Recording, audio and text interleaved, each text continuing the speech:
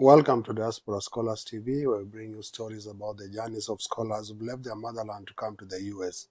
Today, I'm delighted to bring you the story of one engineer. He went to Purdue University. He's actually an Ivy League school, one of the best in the country. But he's also an engineer, a swimmer. You want to find out more by tuning in this channel. So, Kirunda, welcome to the show. Asante sana. Thank you very much for bringing me here. Yeah. I mean, it's going to be a good one because you agreed to come to this show. And where did we meet? As Fideli said, my name is Kirunda Kunyiha. I graduated from Purdue Engineering in August 2024 in mechanical engineering, and I started working as a product engineer. I also happen to be a DJ here in Indianapolis, so that's where we met. We run an event called Furahi Day. Look for Furahi Day on Instagram. We do events for East Africans and just kind of showcasing different types of music from all around Africa, and that's how we met the first time. So very excited to be here and kind of add to the conversation about the diaspora here in the US. Okay, excellent, Kirunda. Yeah, you mentioned we met at a Furahi Day event, and it was a Jamhuri Day event for 2024. Yes. In Indianapolis, Indiana. You are the DJ. Yes. Oh man, I don't know how you got from engineering into becoming a DJ. Yeah. That is part of what you're going to tell us today. You also mentioned you are an engineer. So let's take first things first. What made you become a DJ? DJing, I always say, if you ask 2019 me or high school me, if you told them that I'll be a DJ in like 5-6 years, they'd never have believed you. This was never part of my plan. Never thought about doing it. But I did have a musical background, so I played guitar for about 12 years. I was never able to read music though, so it was a bit shaky, but I was very good at listening to music and like creating new things. Stopped that for a little bit. I came to Purdue. Then while I was studying engineering, Purdue is obviously a PWI, which is a predominantly white institution. And so they did not have much Afrobeats, Kenyan music, dancehall. So whenever we'd go out, the music we were listening to, we're like, hey, it's not hitting like it does at home.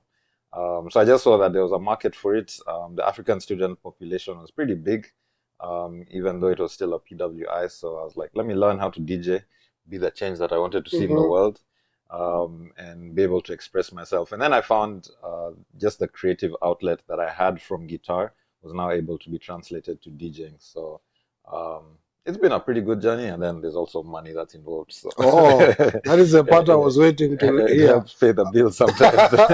It also helps you to pay the bill. And when you mentioned that you learned to play the guitar, or you are playing the guitar, I mean, who taught you the guitar?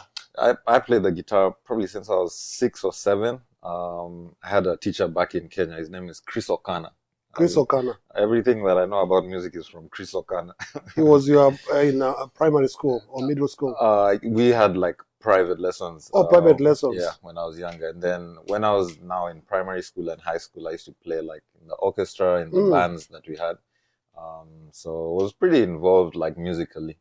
Wow, that's interesting. And every time somebody mentions a name, we have to talk to them directly. Chris Okana.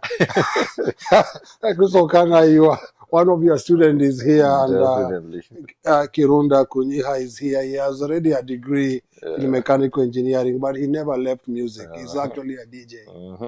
And one thing I'll say about Chris Okana, I couldn't read music. It was very challenging for me. He tried to get me to read it, but I think he saw that this guy, there's a different way he can.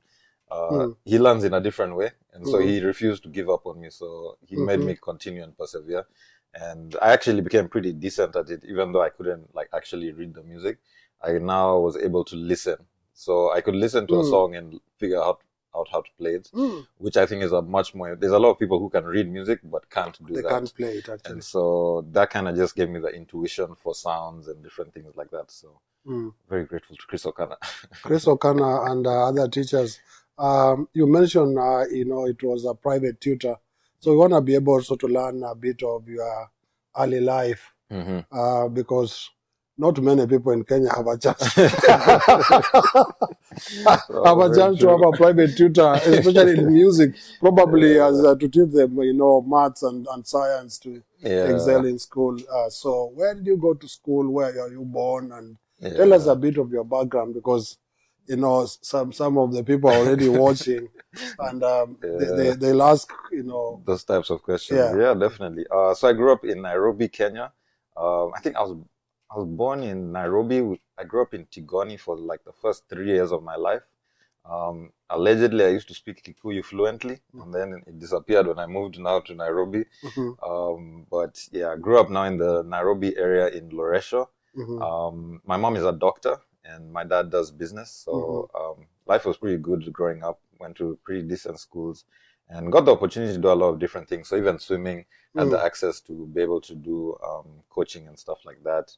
As I said, musical lessons. So upbringing, a lot of I think the success I have now is just the way my parents kind of raised me to be wise and kind of take opportunities and kind of just pursue your dreams, and then also giving me the freedom to, some parents are just like, stay in school, do this, do this. They were just like, do what you want to do, but deal with the consequences. So they taught me a lot of like, do what you're going to do, but have a plan and make sure you do it well. So make sure you do it well. Which schools did you really go to? I'm sure you said you lived in Tigoni, Loresho area. Yeah. Eventually, you went to high school at the coast. Yes. So I went to. So where did you, first of all, like which primary school did you go to? Yeah, primary school. I was in Aga Khan Academy, Nairobi, and I was there from grade 1 all the way Pakamusho until I did my IGCSEs, and then I did IB or Form 5 and 6 in Aga Khan, Mombasa, which was now boarding school. Okay. Yeah, for our viewers, IGCSE, that's a British curriculum. Yes. And IB is International Baccalaureate? International Baccalaureate, yes. So IB, if you're used to KCSE, today we have a different guest. These are the ones who are brought up with the silver spoon. Yeah, so I mean, with all the respect to your parents, it seems that they were really very organized and really focused in wanting to make you excel in what you try. Yeah. And, you say you had ended up finding that you even have a keen ear to sounds. So you didn't even take music in high school? No, I think we had to do a couple of music classes, but again, a lot of it was theory. My relationship with a lot of things that I do is very like instinctual and very like feel. So even we'll talk about my swimming afterwards, but swimming is a very like feel sport. You kind of have to feel how things are going and kind of adjust like that. And so I think with music, it's kind of the same thing. You hear a sound and you're like, oh, this sounds like this. What if it's put it next to this and it goes in this order? That sounds better than this. Or so I think I'm very instinctual in that way. And so even in school, the way I'd learn things was not just don't just do 10 times this. I'd have to figure out my own way to understand it and then just make it instinctual. Then I can just do it like that.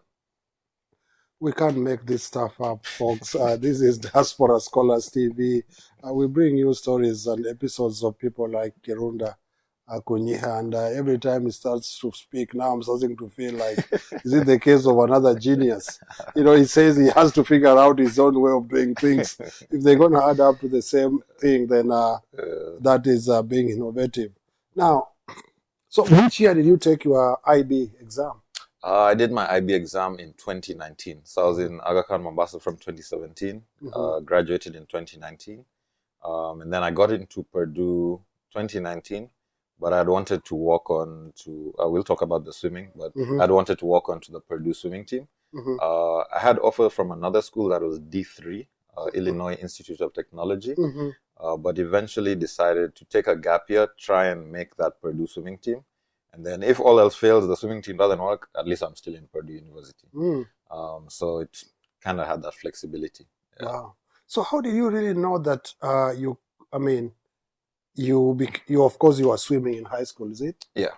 Okay. And how did you get to know that some of these schools will be able to admit you with that swimming, scholarship, if you like? Yeah. So I think my whole plan through like school. I had joined the junior national team when I was pretty young. I think my first trip was like when I was like 9 or 10 years old. And then from there was kind of just continuing along that path. So I knew eventually I wanted to go study abroad and hopefully continue swimming. I knew the biggest way to get in would be academically. I might not be as good as some other swimmers, but let me at least have my academics on point so that I can get in academically, then swimming, we can figure that out afterwards. So I just made sure grades are on point, make sure you have all these extracurriculars, you're in your clubs, you're in your all these other things, and then swimming is there as well. As for the process into getting here, Kenya does not have the best system for keeping record of things. Luckily, swimming is times, so records are there. But if you compare things like football, basketball, there are no records. and you compare to like the US, everyone has footage from when they were 9 years old until they were like 16. It's a whole portfolio. Exactly. So a lot of my friends, actually, I had a friend who went to Alliance and played basketball, and he tried to walk onto the Purdue team. And they said, literally, just because we don't have film of you, we can see you are a good player, but we can't justify this to the coaches and everything. Yeah, they want video recordings. Yeah, so they want evidence to show why are we giving this guy a scholarship or why are we letting this guy play on this team. And so with swimming, now in my last 2 years of high school, I kind of started doing that when I learned about that system. Yeah, that's kind of the process of trying to go into, I guess, a sports team in college, at least at the D1 level. That is D1, you mean Division 1? Division 1, yeah. So Division 1 is the highest, and then Division 2, Division 3. And now they have the Division 1 contracts, so it's even more important. It's even better now. You can even get paid. Yeah, so it's even more important that you have that portfolio, as you said. So if you're watching us from Africa and you play sports, record yourself on video. Keep the videos.